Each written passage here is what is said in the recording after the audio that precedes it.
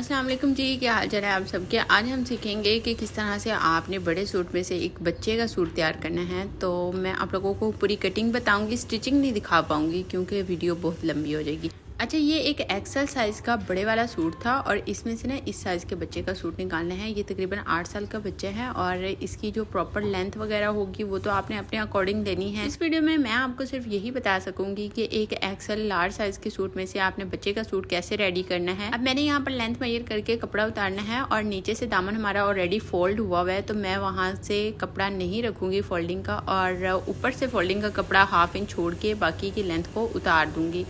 और यहाँ पर ये जो जेब लगे हुए हैं, इन जेब को हमने अलग करना है, इस पट्टी को अलग करना है जो दरमियान में बाकी की रह गई है। अब मैं साइड के दोनों जेब भी उतार लूँगी और साथ में दरमियान में लगी हुई पट्टी भी। और एक बात का ख्याल रखना है, आपने धागों को उतारते हुए कपड़े को खींचना नहीं है, कपड़ा फट जाएगा और दोबारा से ये फिर इस्तेमाल में नहीं आएगा आपके।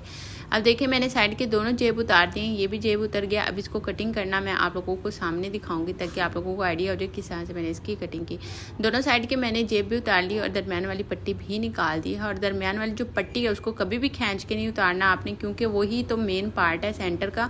अगर वो सेंटर वाली कटिंग ख़राब हो गई तो मतलब आपकी पट्टी जो है वो साइड पर हो जाएगी जब लगाएंगे। तो आप लोगों ने ये बात ख्याल में रखनी है। अब यहाँ पे मैंने एक साइड से पार्टीशन कर दिया, अब दूसरी साइड से भी इस तरह से इसको काट दूंगी। अब यहाँ से क्योंकि हमारे तो बच्चे की चौड़ाई कम है ना, तो इसकी तो कपड़े की इतनी ज़्यादा चौड़ाई है, लेकिन ये सारी चौड़ाई तो हमारे काम में नहीं आएगी, ज़ाहिर बात है साइड से कपड़ा उतरेगा। तो इसलिए मैं इसके जो चाक हैं उनको नहीं खोलूँगी और दामन वाला जो है एरिया वो एज इट इज़ ही रहने दूँगी। दामन वाला क्योंकि हमने फोल्डेड ही ले लिया, हमें दोबारा से फोल्ड नहीं करना पड़ेगा। अब इसको अच्छे से यहाँ बिठाएंगे और ऊपर से प्रेस लगाएंगे और ये कपड़ा जो है वो हो जाएगा एक जैसा। और साइड से हम लोगों ने फिर इस कपड़े को उतारना है क्योंकि ये कपड़ा हो जाएगा वेस्ट। अब आप लोगों ने ये बात नहीं सोचनी कि चौड़ाई बहुत ज़्यादा है तो हम ऐसे ही काट देते हैं और साइडों से जेब जो है वो भी कटिंग हो जाएंगे और चौड़ाई पूरी हो जाएगी। ऐसे कभी भी नहीं होता। आप लोगों ने ये जेब ज़रूर अलग करने हैं क्योंकि साइड से ये जेब वाला जो कपड़ा है सारा वेस्ट नहीं होता, थोड़ा सा बाकी रह जाता है। अब देखिए जी, दोबारा से मैं लेंथ मेजर करके आप लोगों को दिखा देती हूँ। ये देखिए, नीचे से फोल्डिंग हमने नहीं छोड़ा क्योंकि ऑलरेडी फोल्ड हो चुका है और ऊपर से 1/2 इंच जो है वो अंदर सिलाई में चला जाएगा। और अब यहाँ से हम लोगों ने चौड़ाई जो है वो निकालनी है। चौड़ाई के लिए मैं इस तरह से दामन को ही फोल्ड करूँगी। दामन जब फोल्ड हो जाएगा तो ये हमारी चौड़ाई आ जाएगी। आप लोगों ने प्रॉपर इतनी ही चौड़ाई ऊपर से लेके नीचे तक उतारनी है, सही है। सबसे पहले मैं ये नीचे पर निशान लगाऊंगी और सिलाई का मार्जिन छोड़ के जो सिलाई अंदर की तरफ चाक की मुड़ेगी, यानी कि सिलाई होगा चाक तो उसमें चला जाएगा कपड़ा। तो इसी तरह से मैंने सारी ये सीधी एक लाइन लगा ली और फिर ये डायरेक्ट मैंने सीधा कटिंग कर लिया। आप चाहें तो एक स्केल रखें और स्केल के थ्रू इस कटिंग को प्रॉपर और अच्छे तरीके से कर लें। अभी तक आप लोगों ने अगर मेरे चैनल को सब्सक्राइब नहीं किया तो जल्दी से सब्सक्राइब करो और इसी तरह के आप लोगों के साथ टिप्स एंड ट्रिक्स शेयर करती रहूँगी। बहुत आसान तरीका है, इस तरह से आप अपने बच्चों के भी कपड़े रेडी कर सकते हैं। अब यहाँ पर देखें जी, ये हमारी प्रॉपर चौड़ाई आ गई है। अब मैंने इसको थोड़ा सा नीचे कर लिया और यहाँ पर अब हम लोग कटिंग करेंगे तीरे की। अब सबसे पहले तो हम तीरा निकालेंगे कि तीरा कहाँ से निकलेगा। अब ये जो तीरा लगा हुआ है ये तो हम लगाने से रहे क्योंकि ये लग नहीं सकता। अब एक जेब हम जेब के तौर पर ही यूज़ कर लेंगे और दूसरी ये वाली जो जेब है ना, ये हम तीरे पे यूज़ करेंगे। अब तीरा जो है ना वो होता है सीधी वाली साइड, यानी कि कन्नी वाली साइड।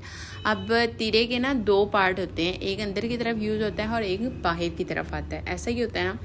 तो अब मैं क्या करूँगी, एक पार्ट उसका बना दूँगी ये वाला, ठीक है, यानी कि ये जो कमर से नीचे वाला हिस्सा है ना, वो कमर वाला हिस्सा है, तीरे से नीचे वाला कमर का हिस्सा जो है वहाँ से एक साइड मैं तीरे की ये वाली बना दूँगी और एक साइड जो है वो मैं जेब वाली बना दूँगी।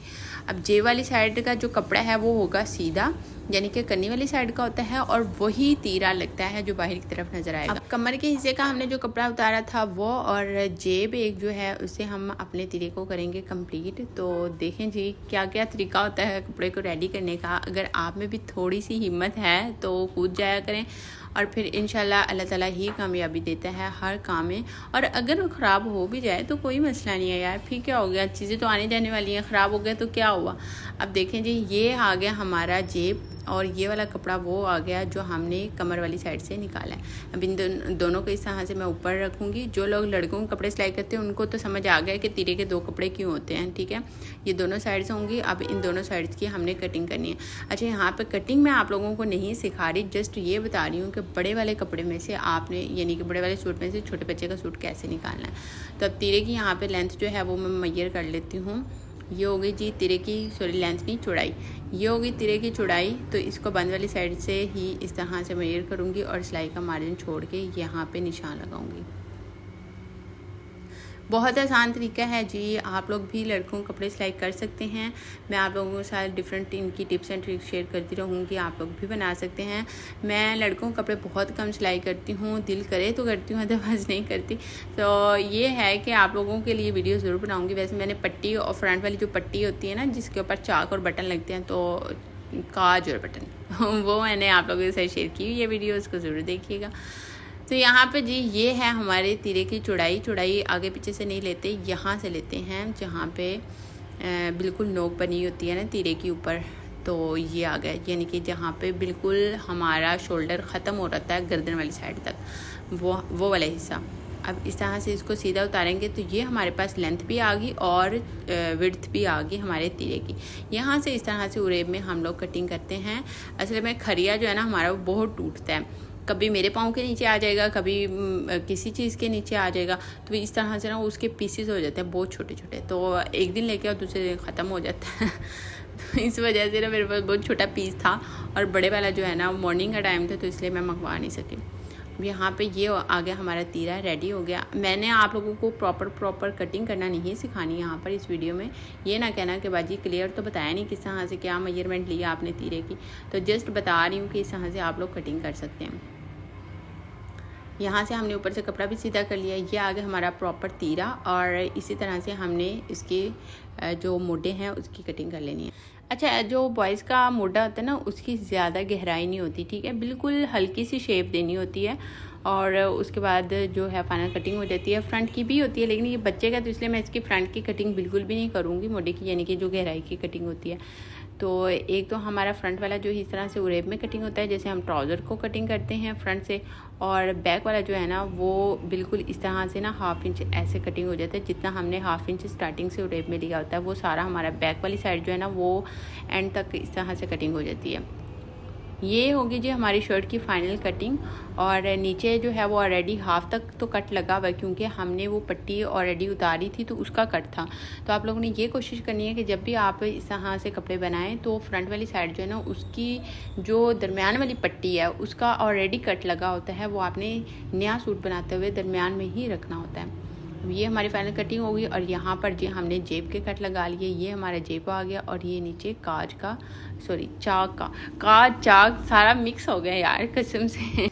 अच्छा, अब आते हैं स्लीव्स की तरफ। स्लीव्स कैसे बनेंगे जी? स्लीव्स हमारे हमेशा छोटे हो सकते हैं क्योंकि ये होते हैं कफ वाले स्लीव्स और इनके अंदर ना काज पट्टी लगी होती है। तो जब हम काज पट्टी को अलग करते हैं ना तो वो एक पूरा चाक बना होता है।